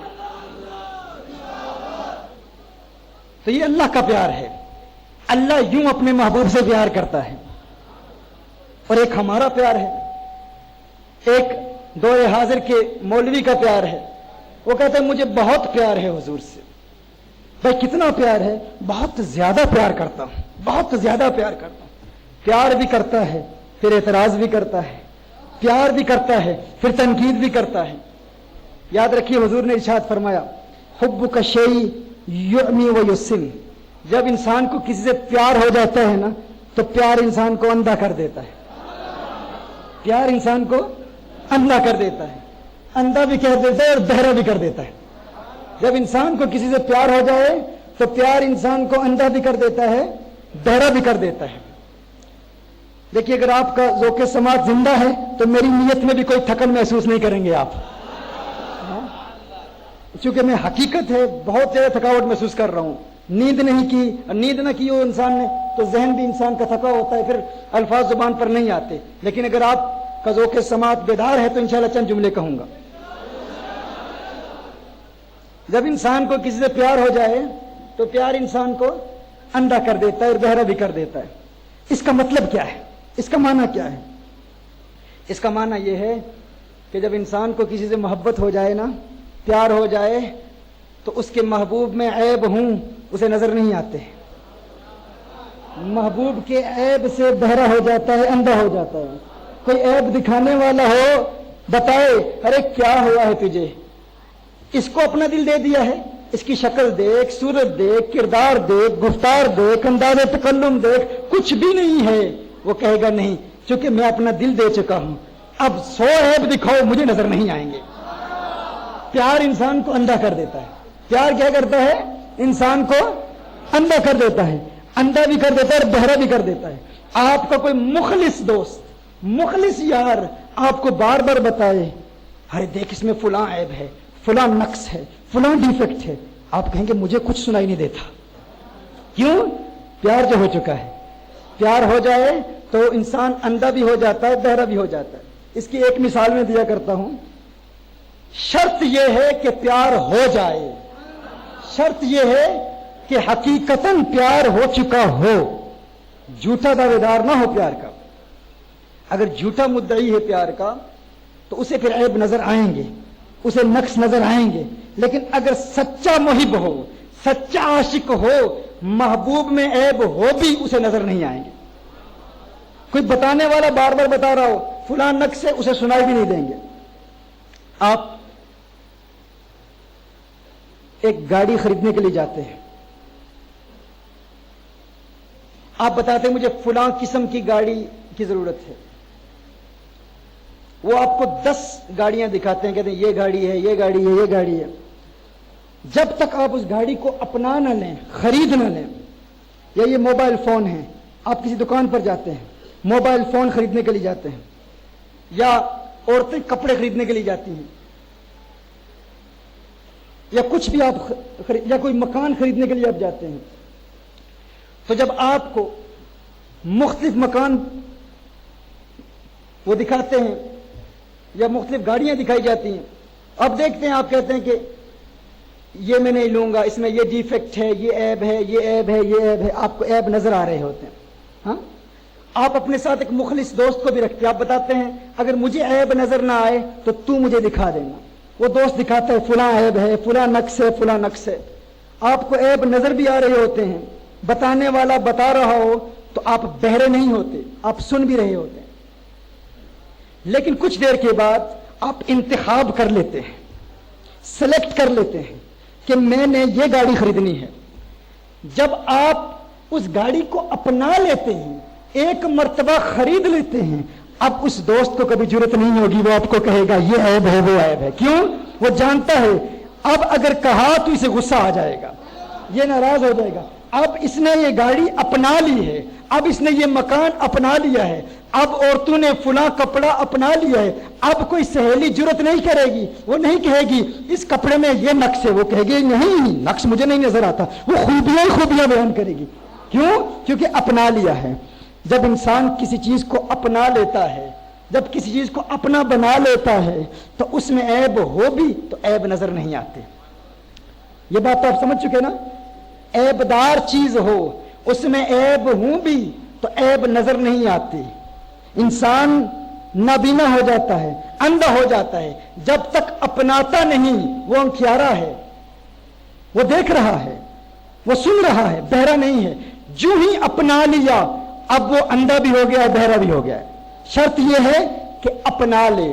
میں پوچھنا چاہتا ہوں آپ سے، آپ مجھے بتائیے وہ جو کہتا ہے مجھے حضور سے پیار ہے، مجھے حضور سے عشق ہے، ہم اس سے سوال کرنا چاہتے ہیں اگر انسان کو دنیا کی عیب دار چیزوں سے پیار ہو جائے، دنیا کی چیزوں میں عیب ہوتے ہیں، عیب دار چیز سے پیار ہو جائے تو انسان اندھا ہو جاتا ہے، بہرا ہو جاتا ہے، عیب نظر نہیں آتے. تجھے تو اس آقا سے پیار کا دعویٰ ہے جن میں عیب ہے ہی نہیں، جو بے عیب ہیں، بے عیب پیدا کیے گئے ہیں، تو پھر بھی دعویٰ کرتا ہے تجھے ان سے پیار ہے.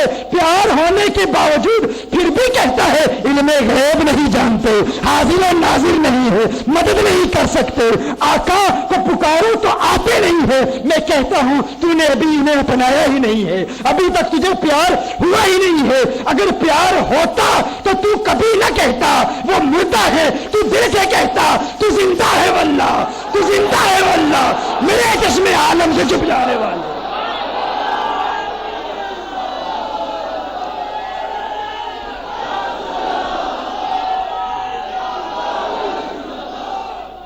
پتہ چلا پیار ہوا ہی نہیں ہے. یہ مطلب ہے اگر پیار ہو جائے تو انسان اندھا ہو جاتا ہے اور پھر انسان بہانے نہیں بناتا. انسان توحید کی آڑ میں توہین نہیں کرتا. توحید کی آڑ میں، یہ جملہ سنیے گا، توحید کی آڑ میں توہین نہیں کرتا. اور ہم وہ ہیں جو عشق کی آڑ میں شرک بھی نہیں کرتے.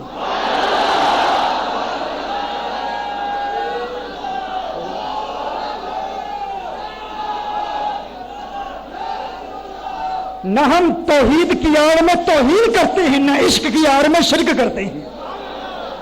ہم توہین سے بھی پاک ہیں، شرک سے بھی پاک ہیں. ہم توحید والے ہیں اور عشق والے ہیں.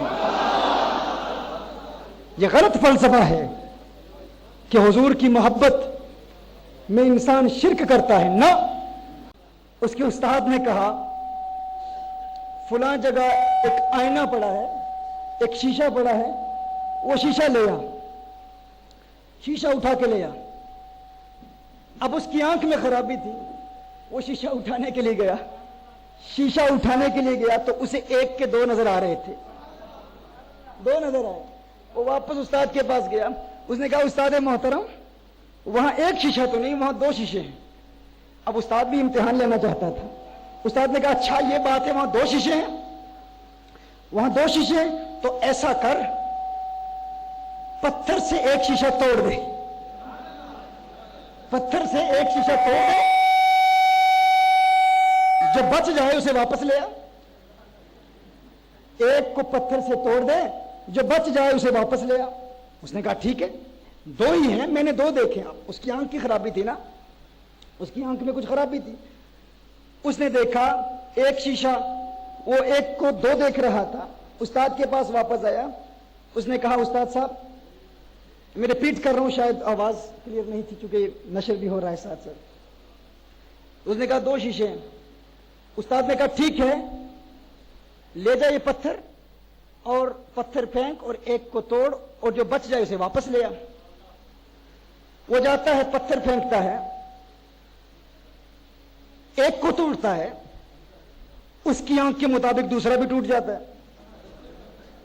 استاد کے پاس واپس آتا ہے، وہ کہتا ہے استاد صاحب، میں نے خدا کی قسم، اللہ کی قسم، ایک بار ہی پتھر پھینکا تھا لیکن وہ دوسرا بھی ٹوٹ گیا۔ استاد نے کہا عقل کے اندھے، وہ ایک ہی تھا، تجھے دو نظر آ رہے تھے۔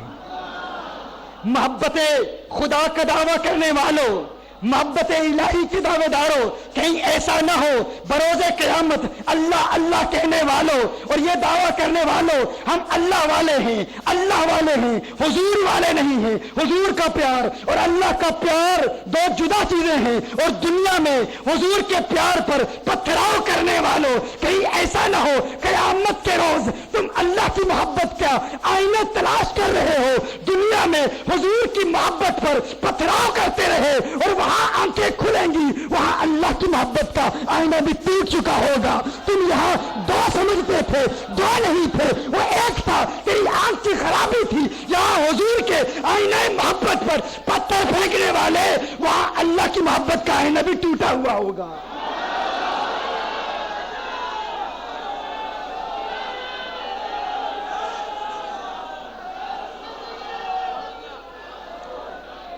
من یطع الرسول فقد اطاع اللہ، قل ان کنتم تحبون اللہ فاتبعونی یحببکم اللہ، استجیبوا للہ وللرسول اذا دعاکم، نٹ دعواکم، اذا دعاکم۔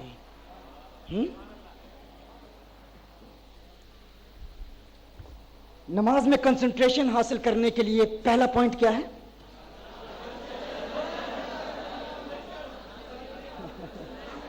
ہاں، رند کے ظرف پہ ساقی کی نظر رہتی ہے، اسے چلی سے پلا دے اسے پیمانے سے۔ گرچہ میں خانہ سخن کا گدائے جدید ہوں، پھر ترمیم کی ہے، گرچہ میں خانہ سخن کا گدائے جدید ہوں، ہر رنگ کی شراب پیالے میں ہے میرے۔ الحمدللہ الحمدللہ، تعلیم میں نہیں، مرشد کا کرم، الحمدللہ آقا کی عنایت ہے۔ تو ایک آپ کا امتحان ہے، امتحان لے رہا تھا، موضوع بدل دیا تھوڑا سا، لیکن اب واپس موضوع کی طرف آتے ہیں۔ اگر آج یاد رہا تو ہمیشہ یاد رہے گا انشاءاللہ۔ نماز میں کنسنٹریشن حاصل کرنے کے لیے پہلا پوائنٹ کیا ہے؟ ترجمہ۔ دوسرا پوائنٹ کیا ہے؟ کیا؟ تیسرا؟ ماشاءاللہ۔ چوتھا؟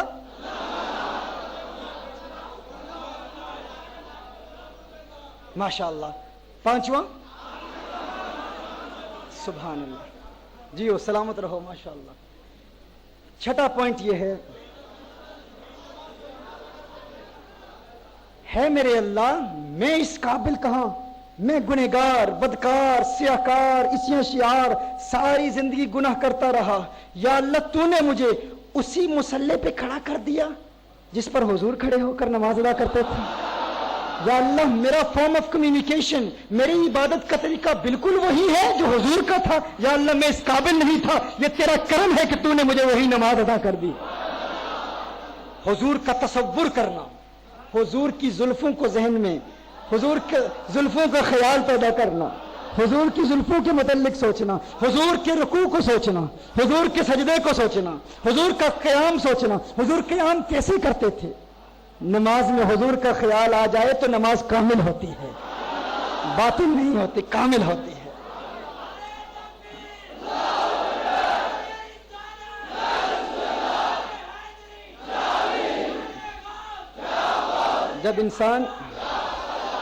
جب انسان نماز ادا کر رہا ہوتا ہے نا تو حضور اکرم صلی اللہ علیہ وسلم کا خیال ہمیشہ رہتا ہے. وہ جب درود شریف پڑھے گا تو حضور کا خیال آئے گا. حضور کی عبادت کوئی نہیں کرتا, نماز ہے ہی حضور کی سنت, نماز حضور کی سنت ہے. انسان حضور کی سنت ادا کر رہا ہوتا ہے. اور اس حد تک کیسے ادا کرتا ہے؟ حضور اکرم صلی اللہ علیہ وسلم کا خیال ہمیشہ ذہن میں رہتا ہے, اس حد تک کہ اس میں احمد پر توجہ کریں. اس میں احمد جب انسان کھڑا ہوتا ہے تو احمد کی الف بن جاتا ہے. احمد الف ح میم دال, الف ح میم دال. کھڑا ہوتا ہے تو اس میں احمد کی الف بن جاتا ہے. رکوع میں ہوتا ہے تو اس میں احمد کی ہا بن جاتا ہے. ہاں, سجدے میں ہوتا ہے تو اس میں احمد کی میم بن جاتا ہے. آخری بیٹھتا ہے تو اس میں احمد کی دال بن جاتا ہے. وہ کریم رب ہے, نماز اپنی پڑھا رہا ہے, تصور یار بھی قائم رکھے ہوئے.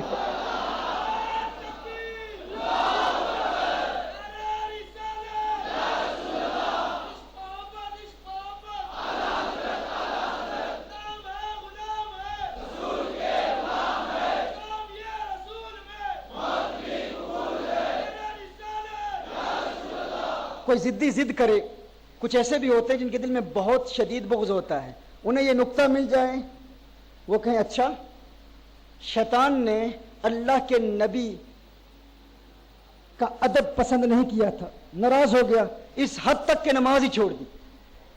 میں نماز ہی چھوڑ دیتا ہوں, اللہ کے نبی کا ادب نہیں کروں گا. اگر آج کی اس محفل میں کوئی شیطان کا چیلا آیا ہوا ہو اور وہ کہے اچھا یہ نماز ایسی ہے, یہ تو تصویر محبوب ہے, اچھا اب میں نماز ہی نہیں پڑھتا. ایسے بھی ہوتے ہیں نا بھائی, شیطان اگر استاد ایسا کام کر سکتا ہے تو شاگرد بھی کر سکتے ہیں نا. کوئی یہ کہے کہ اب میں نماز ہی نہیں پڑھتا, تو میں کہتا ہوں اگر تو نماز نہ بھی پڑھے پھر بھی تیرا سارا جسم تو یہ حضور کی یاد دلاتا رہے گا. وہ کیسے تو نماز نہ بھی پڑھ. تھوڑا سا کھڑے ہو جائیے یہاں پر. یہ دیکھیے شاہد صاحب, ان کے تھوڑا سا پیچھے ہو جائیں, تھوڑا سا پیچھے. اگر کوئی کہے میں نماز نہیں پڑھتا, میں کہتا ہوں انسان کے جسم پر غور کر لے. انسان نماز نہ بھی پڑھے, اس کا چہرہ محمد کی میم بنا ہوا ہے. غور کیجئے, چہرہ محمد کی میم ہے, اس کے دو بازو محمد کی ہا ہے, اس کا پیٹ محمد کی میم ہے, اس کی دو ٹانگیں محمد کی دال ہے. میم ہا میم دال. انسان ہونے کے لیے تجھے محبوب سے پیار کرنا ہوگا, تجھے محبوب سے پیار کرنا ہوگا.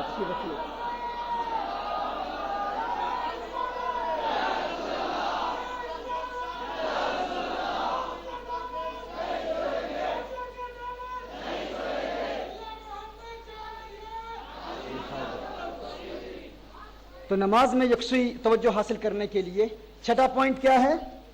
تصور محبوب صلی اللہ علیہ وسلم. بار بار خود کو یاد دلانا کہ میں وہ نماز ادا کر رہا ہوں جو آقا ادا کیا کرتے تھے. میں اس قابل نہیں ہوں. انسان تو دنیا کے متعلق سوچ رہا ہے, کیسے سوچ سکتا ہے؟ تجھے تو اللہ نے وہ نماز عطا فرمائی ہے جو اپنے محبوب کو عطا فرمائی تھی صلی اللہ علیہ وآلہ وسلم. یہ 6 پوائنٹس ہیں, ان پر خوب محنت کریں. اب دیکھیں گے رفتہ رفتہ انشاءاللہ تعالی آپ کو نماز میں توجہ مل جائے گی, نماز میں یکسوئی مل جائے گی, خشوع و خضوع حاصل ہو جائے گا. نماز کی فزیکل فارم کیا ہے؟ تجوید اور فقہ کے احکام. اور نماز کی روح کیا ہے؟ نماز کی روح یہ ہے کہ انسان مکمل یکسوئی کے ساتھ نماز ادا کرے, خشوع و خضوع کے ساتھ نماز ادا کرے. اور مکمل خشوع و خضوع کے ساتھ نماز ادا کرنے کے لیے طریقہ کار کیا ہے؟ ایک پوائنٹ ابھی صرف بیان کیا ہے. ایک پوائنٹ کی 6 قسمیں ہیں. وہ کیا ہیں؟ 6 پوائنٹس جو ابھی ہم نے بیان کیے. ایک مرتبہ پھر. سب سے پہلا کب تک یاد کریں گے؟ انشاءاللہ. دوسرا پوائنٹ, تیسرا پوائنٹ, چوتھا پوائنٹ, پانچواں پوائنٹ, چھٹا پوائنٹ. رسالت مآب صلی اللہ علیہ وسلم کی نماز کو یاد کرنا ہے. اس پر محنت کرتے رہیں گے تو انشاءاللہ تعالی نماز کی روح بھی مل جائے گی. اور جب نماز کی باڈی اور روح مل جائے, حضرت وہب بن منبہ رحمۃ اللہ تعالی علیہ ارشاد فرماتے ہیں, ایک شخص کو دھوکے سے ایک ڈیزرٹ میں, ایک جنگل میں ایک ڈاکو ایک لٹیرا لے کے جاتا ہے اور اسے کہتا ہے میں تجھے قتل کروں گا، یہاں لا کر میں لوگوں کو لوٹتا ہوں، ان کا مال لوٹ کر ان کو قتل کر دیتا ہوں۔ وہ کہتے ہیں مجھے میرا مال لے لے، میرا سارا سامان لے لے، لیکن مجھے قتل نہ کرنا۔ وہ کہتے ہیں نہیں، یہاں آج تک جو بھی آیا ہے میں نے اسے قتل کیا ہے۔ اس نے کہا ٹھیک ہے، میری آخری خواہش ہے یہ پوری کر دے۔ اس نے کہا تیری کیا خواہش ہے؟ اس نے کہا میں 2 رکعت نفل ادا کرنا چاہتا ہوں، 2 رکعت ادا کرنا چاہتا ہوں۔ وہ کہتا ہے ٹھیک ہے، تو اپنا شوق پورا کر لے، نفل ادا کر لے۔ وہ اللہ کا پیارا نماز کے جسم اور نماز کی روح کے ساتھ 2 رکعتیں ادا کرتا ہے۔ نماز کے جسم، میں نے آپ کو بتایا ہے نا کہ نماز کیا ہے؟ یہ نماز آپ کو فزیکل اینیمیز سے بھی بچاتی ہے، شیطانی حملوں سے بھی بچاتی ہے، گناہوں سے بھی پاک کر دیتی ہے، اور فزیکل اینیمیز آپ کے جانی دشمن جو آپ کے دشمن ہیں، جو آپ کو قتل کرنا چاہتے ہیں، آپ کو لوٹنا چاہتے ہیں، ان کا مقابلہ بھی نماز کرتی ہے۔ کیسے؟ لیکن شرط یہ ہے کہ نماز اس کے جسم اور روح کے مجموعے کے ساتھ ادا کی جائے۔ وہ اللہ کا پیارا کہتے ہیں میں 2 رکعت پڑھنا چاہتا ہوں، وہ 2 رکعت ادا کرتا ہے، نماز پڑھنا شروع کرتا ہے، اللہ اکبر قرات کرتا ہے۔ اچانک آسمان سے ایک نورانی مخلوق آتی ہے، ایک گھوڑے پر سوار، ہاتھ میں تلوار ہے۔ وہ جو اس کو قتل کرنا چاہتا ہے اس پر حملہ کرتا ہے، اس کو قتل کر دیتا ہے۔ یہ نمازی سلام پھیرتا ہے، سلام پھیرنے کے بعد السلام علیکم ورحمۃ اللہ، السلام علیکم ورحمۃ اللہ، دیکھتا ہے وہ جو شخص اسے قتل کرنا چاہتا تھا وہ خود مردہ پڑا ہے۔ اس روحانی نورانی مخلوق کے پاس جاتا ہے، تو کون ہے، کہاں سے آیا ہے؟ اس نے کہا میں تیری نماز ہوں، میں تیری نماز ہوں۔ یہ جو 2 رکعتیں تو نے ادا کی ہیں، میں انہی 2 رکعتوں کی شکل بن کے میں انسانی شکل میں آیا ہوں تاکہ تیرے دشمن کا مقابلہ کروں۔ یہ نماز کا فائدہ ہے۔ یہ نماز آپ کو ہر قسم کے دشمن سے بچاتی ہے، شیطانی حملوں سے بچاتی ہے، جنات کے حملوں سے بچاتی ہے، جادوگروں سے بچاتی ہے۔ یہ نماز آپ کو گناہوں سے بچاتی ہے، لیکن شرط یہ ہے کہ آپ نماز اس کی فزیکل فارم، اس کے جسم اور روح کے مجموعے کے ساتھ ادا کریں۔ انشاءاللہ تعالی تنگ دستی سے نجات مل جائے گی، پریشانیوں سے نجات مل جائے گی، بیماریوں سے نجات مل جائے گی۔ انشاءاللہ تعالی آپ کی زبان میں ایسی برکت پیدا ہوگی، آپ کسی کو دعا دیں گے آپ کی دعائیں اللہ قبول فرما لے گا۔ نماز سب سے بڑا ورد ہے، سب سے بڑا وظیفہ ہے، اس سے بڑا کوئی وظیفہ نہیں۔ آپ ارادہ کریں انشاءاللہ تعالی نماز کی فزیکل اور اسپرچل فارم کے ساتھ جب آپ نماز ادا کریں گے تو انشاءاللہ دل کی دنیا آباد ہوگی۔ اللہ جل وعلا سے دعا ہے کہ خالق کائنات آج کی اس بزم کو اپنی بارگاہ میں قبول و منظور فرمائے، ہماری اس حاضری کو قبول و منظور فرمائے۔ وآخر دعوانا ان الحمد للہ رب العالمین۔